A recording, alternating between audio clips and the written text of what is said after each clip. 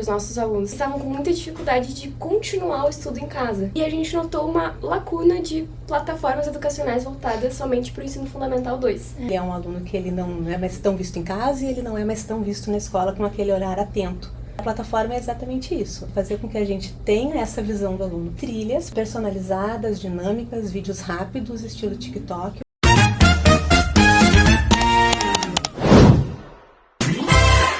Olá, seja muito bem-vindo ao GarageCast, o podcast que acompanha as startups brasileiras nessa aventura. Eu sou o Arthur, da Restaura-se. E eu sou a Bárbara do Cinta e hoje a gente vai falar sobre educação e como apoiar as crianças com trilhas de aprendizado personalizadas. Gurias, sejam muito bem-vindas. A gente está aqui com a Tatiana e com a Júlia do Mapa Digital. Contem pra gente como é que começou o Mapa Digital, de onde que surgiu a ideia? Na verdade, a Mapa Digital surgiu da Mapa Presencial. Então, nós somos professoras de matemática e português. A gente atende presencialmente e a gente notou uma lacuna de plataformas educacionais voltadas somente para o ensino fundamental 2. Então, a gente notou que os nossos alunos, que são majoritariamente do ensino fundamental 2, estavam com muita dificuldade de continuar o estudo em casa. Então, a gente pensou, nossa, a gente precisa dessa plataforma. Que inicialmente a gente pensou como um complemento para os nossos alunos. E ao longo do programa a gente foi expandindo a ideia e foi chegando em outros lugares. Surgiu de uma dor bem real, já validada, né? Tava até falando com a Tatiana, porque vocês fizeram um caminho meio contrário. Em vez de pensar na solução e depois validar se existe uma dor mesmo nisso, vocês viram a dor e meio que tiveram que fazer algo ali que se transformou num produto. Inclusive a metodologia que a gente propõe na plataforma, ela já é uma metodologia que a gente aplica no presencial. Porque além do conteúdo propriamente dito, a gente tem a parte de bem-estar, a parte de rotina desse aluno com planners. Então tudo que a gente está programando na plataforma, a gente já faz isso presencialmente com o aluno. Então a gente já tem esse método sendo usado.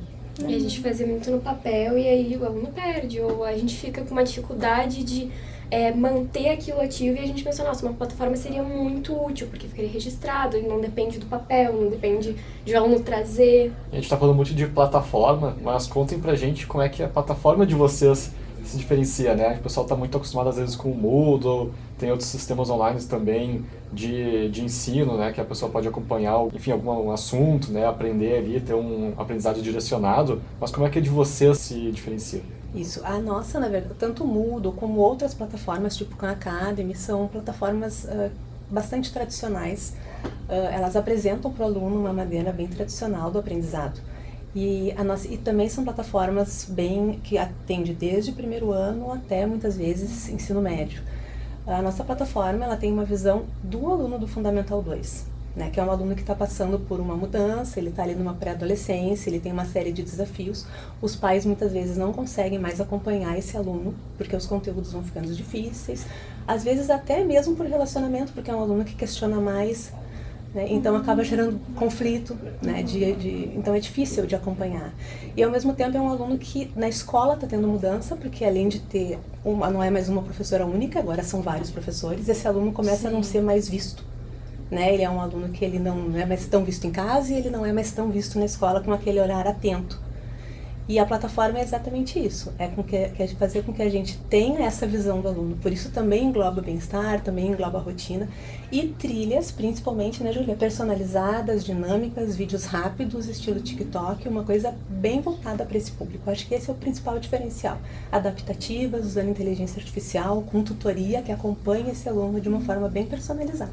Isso é legal, porque até nos cursos que a gente vê hoje em dia, a gente que é adulto, eles já estão cortados em vídeos de 10 minutos, porque nem a gente presta mais atenção naquelas aulas de 1 hora, né? Então imagina as crianças que estão acostumadas. E eu achei muito legal essa ideia da parte emocional, assim, do cuidado da rotina. Como é que funciona isso dentro do aplicativo? A gente tem já na Mapa Presencial, a gente utiliza a roda da vida, que são vários elementos.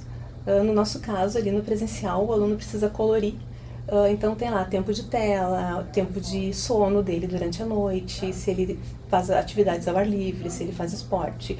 Uma série de itens que são importantes para o bem-estar. E o aluno, então, ele vai pintar cada um desses itens de 0 a 10, e daí a gente comenta que ali não precisa tirar 10 em todos os itens, a ideia é que ele tenha uma vida equilibrada, que ele, se ele tiver 5 em tudo, tá ótimo. Então ele tem ali relacionamentos na escola, relacionamentos com a família, relacionamentos com amigos, então tudo isso ele pontua, né? E a ideia é que não tenha nem nada muito acima, nem muito abaixo, que seja discrepante da rotina, da vida daquele aluno. Então a gente vai levar isso que a gente já faz no presencial, essa análise, para dentro da plataforma. Bacana. E agora saindo um pouco da plataforma, indo mais para a parte da startup, de construção e de vivência, qual foi o maior problema, assim, o desafio maior que vocês enfrentaram até hoje construindo a Mapa Digital? Na verdade, ela está nascendo de uma forma muito natural do que a gente já tem no presencial, né, Julia? Então, assim, tudo o que a gente está trazendo para a plataforma, todas as soluções que a gente propõe, elas já são soluções baseadas em problemas que a gente já vive com os alunos, né? Então, isso faz com que os problemas que a gente encontra na plataforma, a gente já vem pensando neles no presencial, então eles acabam se diluindo. A gente não teve nenhum grande problema, grande dificuldade, né? Acho que a grande questão é como a gente tem muitas frentes, a parte mais tarde, foco e atenção, das trilhas com os vídeos, a gente no início, por onde a gente vai, qual o caminho, o que a gente vai fazer primeiro, o que a gente vai colocar como prioridade. Acho que esse foi um grande desafio. Sim. O que a gente vai colocar como prioridade nesse momento, o que pode ser o nosso primeiro produto. E, pessoal, nós todos, né, vivemos a aceleração no 19ª edição do Tecnopuc Garage. Então, como é que foi a experiência para você, assim, alguma história que vocês podem partilhar com o pessoal, alguma mudança radical, alguma coisa que vocês viveram aqui no Tecnopuc Garage que foi legal? Sim, acho que a gente, como eu tinha dito anteriormente, né, que a gente foi mudando e adaptando, que inicialmente era para ser um complemento ao nosso atendimento presencial. Mas durante o processo a gente pensou, não, acho que a gente vê que funciona, a gente vê que impacta a vida do aluno, porque não qualquer estudante do Brasil tem acesso a isso. Então a gente resolveu entrar com uma parte de impacto social, algo que inicialmente a gente não tinha pensado, mas que se tornou muito o nosso sonho, assim, de conseguir que qualquer aluno tenha acesso ao nosso serviço da Mapa Presencial nessa plataforma. Que legal! E fala um pouquinho mais sobre essa parte de impacto social. A gente vai fazer um acesso social, então conforme as assinaturas forem sendo pagas, essas assinaturas vão possibilitar um acesso para um aluno do ensino público. Que legal! Na verdade, a nossa ideia, além de fornecer a solução para as escolas privadas, a gente vai disponibilizar para que as escolas públicas possam solicitar um apoio também. E aí, empresas privadas e mesmo as próprias escolas privadas podem fornecer o acesso, né, para as escolas públicas. Como se fosse adotar uma escola pública que está precisando de apoio. Que legal! Porque a gente sabe que tem muita empresa que precisa investir em ESG, né, que trabalha com essa parte de responsabilidade social. Então, eles precisam, mas muitas vezes eles procuram programas para investir, para ser parceiros, né? E então a gente abriu essa possibilidade, como a Júlia falou, a gente acabou descobrindo isso durante o garage mesmo, essa possibilidade então, porque a gente acabou até sendo procurada por algumas pessoas para fornecer isso para alunos de escola pública. E então a gente começou a pensar em uma solução, e uma das soluções que a gente achou foi essa, de que as empresas privadas possam entrar no aplicativo e verificar quais as escolas estão solicitando apoio, né? E aí, então, adotar aquela escola, patrocinar aquela escola. A gente gera uma pessoa física que eventualmente possa querer ajudar e fazer uma ação, contribuir, exato. Então, a gente vai ter essas frentes. E o aluno do ensino privado também pode adquirir a assinatura individualmente. Então, a gente tem várias possibilidades. Sim, muitos modelos de negócio. Isso, são vários modelos. Muito legais. Bacana. E quando vocês pensam daqui a 5 anos, né, qual que é o grande sonho? Onde vocês imaginam que vocês vão estar? Onde vocês querem que a Mapa Digital esteja?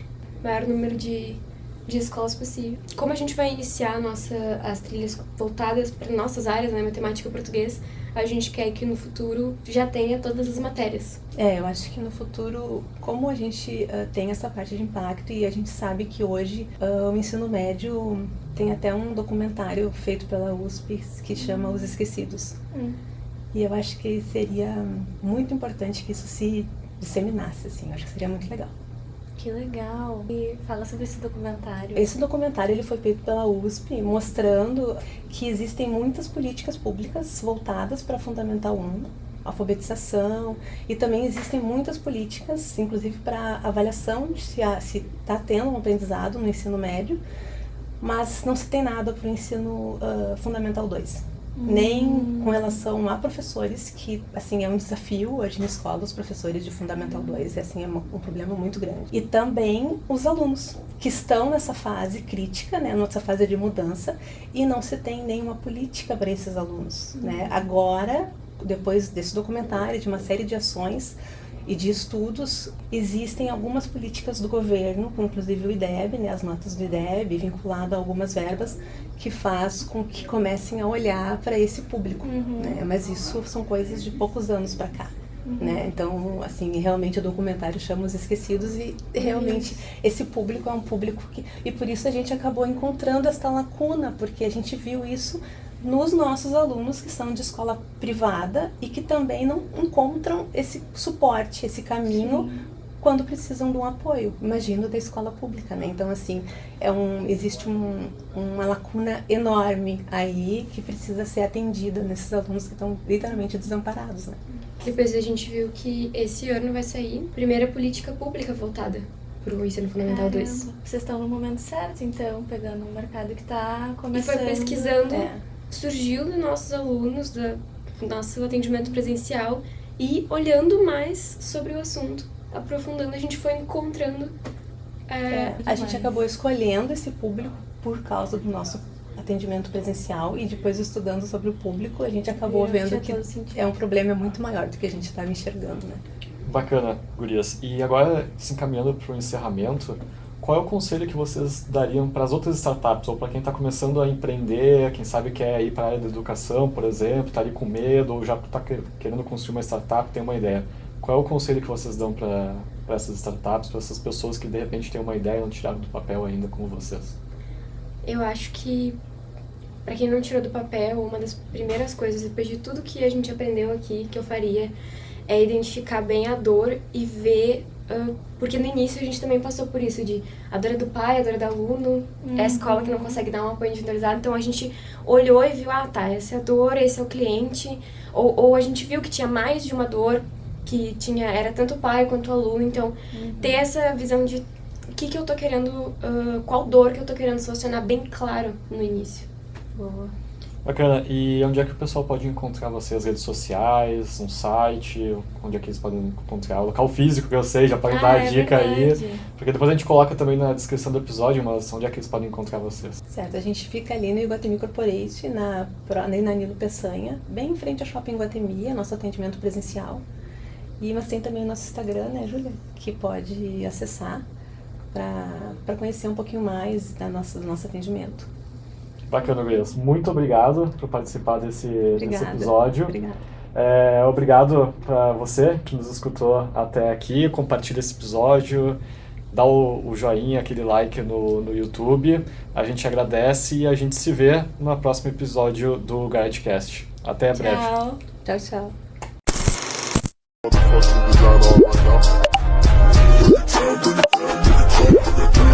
Tchau.